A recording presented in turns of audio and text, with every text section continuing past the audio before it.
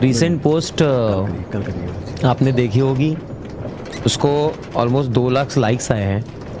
Thank you for that guys. But ये photo जो है ना, इसमें से एक भी फ़ोटो मैंने नहीं निकाले, रैंडम निकाले डाकू ने एक्चुअली, क्योंकि मैं फ़ोटो निकालने के स्थिति में ही नहीं था। स्टिल मैंने उस गोष्ठी में बहुत अच्छे सिनेमैटिक शॉट्स लिए हैं ड्रोन के, जो आपको बहुत पसंद आएंगे। मी बघतो खूप लोक गड किल्ल्यांवर जातात, फोटो काढायला, मस्तपैकी चिल करतात। महाराजांवर प्रेम आहे त्यांचं, नो डाऊट, त्यांच्या प्रेमावरती मी डाऊट नाही घेते। पण कुठेतरी ना आपण किल्ल्यावरती गडांवरती जातो, आपण फोटो काढण्यामध्ये ना त्या मोमेंट मिस करून जातो। आपण फोटो काढण्याच्या नादात ना त्या मोमेंटकडे लक्ष राहत नाही। मी जेव्हा महाराजांचा गडावरती होतो, पद्मदुर्गावरती, तिकडे ज्या तोफा आहेत, तिकडे जी माती आहे, तिकडे ज्या भिंती आहेत, त्या भिंतींना हात लावून मी असं इमॅजिन करत होतो की आपल्या महाराजांनी, आपल्या महाराजांच्या मावळ्यांनी तिथे स्पर्श केला असेल रे। ते त्या टायमाचं लोखंड, त्या टायमाचे ते तोफ, त्या टायमाच्या भिंती, इथे बसून महाराज काही तर काही बोलले असतील, या खिडकीतनं वाकून महाराजांनी तो निश्चय केला असेल की आपल्याला काही करून हा किल्ला जिंकायचा आहे। आणि हे सगळं फील आहे ना, खूप महत्त्वाचं आहे, तुम्हाला ना जोडून ठेवतं महाराजांसोबत। आपण फोटो काढायच्या नादामध्ये ना ह्या गोष्टी विसरून जातो। त्या गडाची जी अवस्था आहे ती पाहून दुःख खूप होतं। कंपॅरेटिव्हली जो बाजूचा आहे किल्ला, त्या सिद्धीचा, तो पाहिला मी, आणि मग हा आपल्या महाराजांचा गड पाहिला। तर तिकडे पर्यटन नाही अजून चालू केलं, बऱ्याच लोकांना तो गडच माहिती नाही। ऐकून वाईटच वाटतं, पण थोडंसं जागरूक राहून या गोष्टी जर आपण लक्षात आणल्या, या गोष्टींचं संवर्धन करायचा प्रयत्न केला, तर खूप काय गोष्टी चांगल्या होतील। गडावरती गेल्या गेल्या तिकडे लिहिलं होतं की इथल्या प्रॉपर्टीला, इथे कुठल्याही प्रकारचं बांधकाम करणं किंवा इथे काही करणं कायदेशीर कारवाई केली जाऊ शकते। असं मला वाटतं का रे, एखाद्या गडासाठी आपले जे पॉलिटिशियन्स आहेत यांना किती सिंपल असू शकतं की एखाद्या गडाचं बांधकाम करायचं आपल्याला, आणि तो गड आपल्याला नव्याने उभा करायचा आहे। किती कठीण असेल एखादा गड नव्याने उभं करणं। म्हणजे जर पद्मदुर्गासारखा गड आपण विचार केला, आज तुमच्याकडे इतकी शक्ती आहे, इतकी पॉवर तर आहे की तुम्ही सत्ता चालवता। आता महाराजांचा पिक्चर रिलीज होतोय, त्याच्यामध्ये लावणी नृत्य दाखवलं गेलं, तर त्याच्यासाठी ज्या प्रकारे आंदोलनं केली गेली महाराजांवरचं प्रेम दाखवण्यासाठी, ही आंदोलनं किंवा ही पॉवर गड संवर्धनासाठी का नाही यूज होते? जे अनधिकृत बांधकाम होतं गडांवरती आपल्या, जे आधी नव्हतं ते अचानक दिसतं, ह्याला अडवण्यासाठी का नाही या पॉवरचा यूज होते, मला कळत नाही। म्हणजे पद्मदुर्गसारखा जो किल्ला आहे त्याचं पुनर्बांधणी करून मग तो पर्यटन स्थळासाठी मोकळा केला, त्याचं संवर्धन करण्यासाठी एक समिती नेमली। असेच प्रत्येक जितके पण गड आहेत त्यांचं सेम गोष्ट केली तर किती सुंदर असेल, आणि हे किल्ले जपले जातील। हे एवढं कठीण नाही आहे आजच्या काळामध्ये। आजच्या काळामध्ये हे मोठे मोठे बिल्डर्स वगैरे आहेत, त्या अख्ख्या बिल्डिंगी उभ्या करतात 100-100 मजल्यांच्या। तर ह्या गोष्टी इतक्या कठीण नाही आहेत रे। आपण कुठल्या जगात राहतोय, आपण काय करतोय, मला कळतच नाहीये। त्या डायरेक्टर भाऊंनी मूवी रिलीज केला आहे, म्हणजे रिलीज करतायत छावा, इतका सुंदर मूवी आहे, त्यांनी अभ्यास केलेला आहे त्या गोष्टींबद्दल। मलाही प्रश्न येतो, मी पण बरेच व्हिडिओ बघतो की जे ते बुरहानपूरचं जे लढाई होती तेव्हा महाराजांचं वय होतं 20, बरोबर?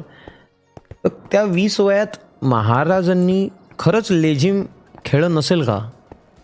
आणि जर खेळलं असेल तर मग त्यात चुकीचं काय आहे ना? म्हणजे ते एक आपलं, म्हणजे एक ते काय म्हणतात त्याला, जुन्या काळातलं नृत्य आहे, आणि ते काय असं निंदनीय असतं नाही, ते सन्माननीय गोष्ट आहे ती। जर महाराजांनी केलं जरी असेल तर त्यात वावगं काय, प्रॉब्लेम काय? हा आक्षेप इतका का घेतला जातोय? छोट्या छोट्या गोष्टींमुळे पिक्चर का अडवला जातोय? काय रिझन काय असू शकतं? आज हा पिक्चर मी तुम्हाला सांगतो, थिएटर फाडून पिक्चर निघणार आहे. हा कितीही कोणी प्रयत्न केला पिक्चरला अडवायचा तरी. आज ते जे कोण मॅडडॉगवाले आहेत त्यांनी इतकी जिगर दाखवून महाराजांबद्दल बऱ्याच गोष्टी बोलल्या गेल्या आहेत आणि महाराज आपले बाहेर देशात पण पोहोचतील या पिक्चर मार्फत. गरजेचं आहे, इतक्या मोठ्या पडद्यावर पिक्चर येतोय ना, महाराज खूप पुढे जातील. पण असं काय आहे की हे सगळे मध्ये येतात आडवे, आणि हास्यास्पद गोष्ट ही आहे की हे मध्ये येणारे, आडवे येणारे, पुढे येणारे, प्रत्येक गोष्टीत प्रॉब्लेम करणारी लोक पण आपलीच. मला कळतच नाही काय चाललंय.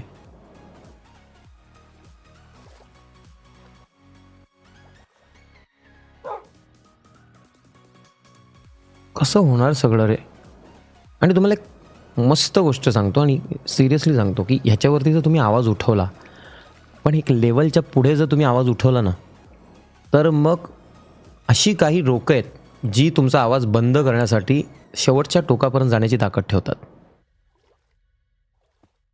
तुम्ही जे सपोर्ट करता याच्या गोष्टींना आणि ते जरा जास्त व्हायला लागलं ना, मग ते काहीही करून तुमचं नुकसान करायची ताकद ठेवतात.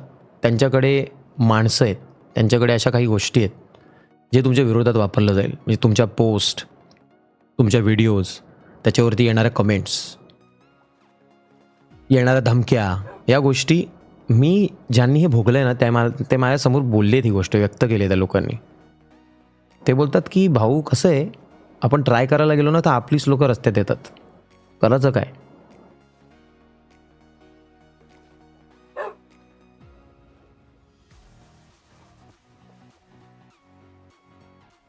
कधी कधी असं वाटतं छायला, कधी माझाच कंट्रोल सुटला ना तर मी स्ट्रीमर नाही राहणार भावांनो. मी काहीतरी वेगळ्या क्षेत्रात निघून जाईल आणि काहीतरी विचित्र करून टाकेल. मी असं नव्हतो आधी. काय माहिती आहे का, महाराजांचं नाव, महाराजांना मी जास्त कनेक्ट फील करतो रे. मला असं काहीतरी होतं. म्हणजे मी मस्करीने सांगत की आज मी महाराजांचा मावळा असतो ना, त्या टायमाला महाराज मला जर बोलले ना की भावा तू माझ्यासाठी काय करू शकतो, मी महाराजांना बोलले तुम्ही जे बोलाल ते मी करू शकतो. मला भाई जरा शांत राहो, मैं काम कर रहा हूँ. मी महाराजांसाठी काही करू शकतो. म्हणजे त्या टायमाचे मावळे कसे असतील विचार करा ना भावांनो. की आपण बोलतो ना की महाराजांसाठी एका शब्दावरती, आता हे बोलतात ना वेडात मराठी वीर दौडले सात. महाराज जेव्हा रागवले होते त्यांच्यावरती, तेव्हा त्यांना माहिती आहे की त्या ज्या लढाईत ते चाललेत आता तिकडे ते जगणार नाहीत, पण तरी पण ते सगळे गेले आणि लढले आणि महाराजांच्या एका शब्दासाठी, शब्द राखण्यासाठी ते लढले आणि त्यांनी जीवाचा त्याग केला. म्हणजे कसे लोक होते तेव्हा. आज असे लोक कुठे आहेत? आपण बोलतो या गोष्टी की मी आहे, मी असं आहे, मी तसं आहे, पण सगळे कुठे ना कुठे घाबरतात. आपली फॅमिली आहे, आपली लाईफ आहे, आपलं करिअर आहे, आपल्याला पैसे पण कमवायचे आहेत, सगळ्या गोष्टींचा विचार केला जातो. तेव्हा मावळे वेगळेच होते रे. आणि मी या विषयावर बोलतोय ना, मी 2 दिवस डिप्रेशनमध्ये भावनो, कारण मला काय सुचतच नाही आहे. मी असं शांत बसून विचार करतोय आणि हे गोष्टी मला शेअर करणारे मुरुडचेच काही आपले भाऊबंदकीवाले आहेत लोक, बांधिलकी फॅमिलीवाले. त्यांनी मला अशा काही गोष्टी सांगितल्या ना, असं डिस्टर्ब होऊन जातो माइंड. खूप डिस्टर्ब होतो माइंड. काय चाललंय आसपास यार, मी कसं करणार सगळं हे?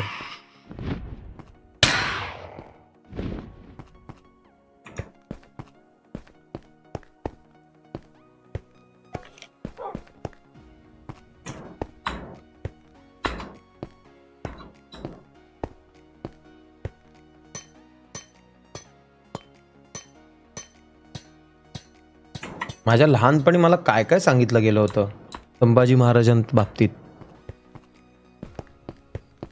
म्हणून मी कधी, तुम्ही ऑब्झर्व केलं असेल जुन्या टायमाला, मी फक्त शिवाजी महाराजांचंच नाव घेत आलोय. तुम्ही ऑब्झर्व करा. का तर मला वेगळं काहीतरी सांगितलं जायचं. आणि जेव्हा मला खऱ्या गोष्टी कळायला लागल्या तेव्हा मला कळलं की बाप रे, संभाजी महाराज काय होते हे मला कसं सांगितलं नाही लोकांनी, बाकीच्या गोष्टी का सांगितल्या. आज तो इतिहास इथपर्यंत आला आहे की आपल्याला संभाजी महाराज माहीत आहेत, त्यांच्यावर झालेले हाल माहिती आहेत, त्यांनी केलेल्या गोष्टी माहिती आहेत. आणि हा इतिहास 400 वर्षापूर्वीचा आहे आणि तरी तो माणूस जर प्रत्येकाच्या स्मरणामध्ये आहे, त्या माणसाचं नाव घेतल्यावरती तुम्ही थरथरता, तुम्ही अंगात काटा येतो, तुम्ही लढायची जिद्द तुमच्यात 100 पटीने वाढते. म्हणजे ती व्यक्ती त्या टायमाला काय असू शकते. ज्या व्यक्ती, अरे 400 वर्ष सोडा भावांनो, आपण आत्ता मेलो का 2 वर्षात आपल्याला लोक विसरतील. नातेवाईक विसरायला फार तर 15 वर्ष, 10 वर्ष, 8 वर्ष लागतील, पण आपल्याला विसरून जातील ते. नातेवाईकांचे नातेवाईकांना ते ओळखणार पण नाही आपण कोण होतो, ही आपण आहोत. आज महाराजांबद्दल त्यांचे परिवारच नाही तर आपण अख्खा महाराष्ट्र सगळ्या गोष्टी जाणतो. महाराजांचं नाव फक्त रडवतं रे.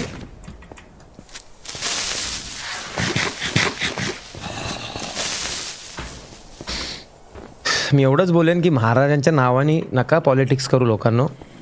आपले महाराज खूप चांगले आहेत आणि प्लीज गड संवर्धनासाठी काय होत असेल तर ते करा. म्हणजे माझी सरकारला विनंती आहे, तुम्ही मनावर घेतलं तर तुम्ही लगेच निधी एकत्र करू शकतात आणि तुमच्यामध्ये ती ताकद आहे. प्लीज करा काहीतरी यार.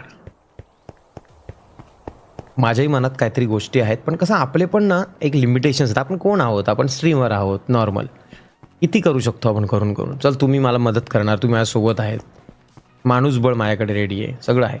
पण आपले लिमिटेशन्स खूप आहेत. प्रत्येक गोष्टीसाठी परवानगी घेणं, बरंच काय काय असतं. म्हणजे तुम्हाला इतकं सोपं वाटायचं ना की चल आपण गड संवर्धन करायचं चाललंय तर परत जाऊ आपण, एवढं सगळं सोपं नसतं. चल परमिशन पण येतील, पण त्या लेवलचं ते कामाची ती आपल्यामध्ये ती ही पण पाहिजे ना तेवढी ताकद. मुद्दा एवढाच आहे की आज जर आपण त्या गडांची रक्षण केलं तर त्याच्यावरती येणारं अनधिकृत बांधकाम थांबेल. आणि महत्त्वाचं म्हणजे पुढे ज्या पिढ्या जन्माला येतील ना, ज्या 100-200 वर्षानंतरच्या गोष्टी मी करतो, त्यांना सुद्धा महाराज कळतील. आपण जे आता चाललंय ना, आपण म्हणजे आता मला एवढं छान वाटतंय की 6-7 महिन्यात मी जे फील केलंय ना भाई, ते खतरनाक आहे.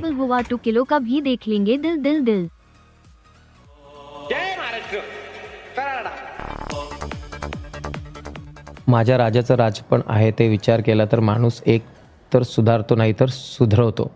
माझ्या राजा मनात नव्हे हृदयात उतरतो. एक साथ रियलिटी बाहर नहीं आ पाई, बट एक एक बूंद करके हम सब कुछ बाहर लाएंगे, जितना भी टाइम लगेगा पॉसिबल. अरे तेच तर सांगतोय निक सावंत की बाहेर तर यायला लागल्यात आता गोष्टी, लोक जागे होत आहेत, आपला माणूस जागा होतोय. खूप प्रेम राजूराव, हेच तर प्रॉब्लेम आहे ना, चांगलं करू देत नाही यार लोक. आणि जर चांगलं केलं तर तुझ्या विरोधात खूप लोक उभी राहत आहेत, आणि जर तू आडला नाही ना तर मग ते तुझ्या विकनेसवरती घाव घालतात.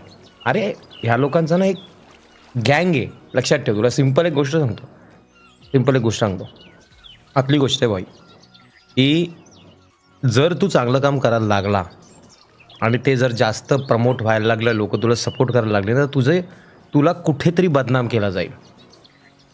ती माणसं जागी करतात, ती लोक तुझ्या कमेंट बॉक्समध्ये काय ना काय बोलणार विचित्र, तुझ्या फॅमिलीवर जाणार, तुला धमक्या देणार. आणि ही गँग आहे आणि ही ॲक्टिवेटेड आहे, खूप ॲक्टिवेटेड आहे. विचित्र प्रकारे काम चालतंय.